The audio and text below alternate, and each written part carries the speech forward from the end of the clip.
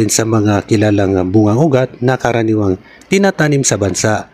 Ang ugat nito na kahalintulad ng kamuti ay ginagamit sa maraming lutuin na kadalasan ay kakanin. Ayan.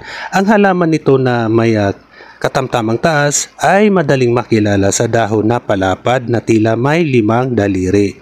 Ito rin ay namumulaklak at mayroong din na bunga na maliliit at bilugan. Ito ay karaniwang nakikita sa mga taniman sa mga bukirin sa buong kapuluan ng Pilipinas. Ayan.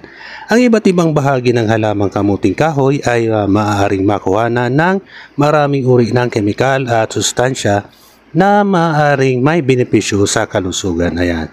So ayan guys, malapit ko nang matapos itong aking pag-i-sketch. Ako po'y nagpapasalamat sa inyo sa walang sawang panunood sa aking mga simpleng sketches. Ayan. So ayan guys, tapos na nga po. Maraming salamat. Hanggang sa muli. Bye-bye!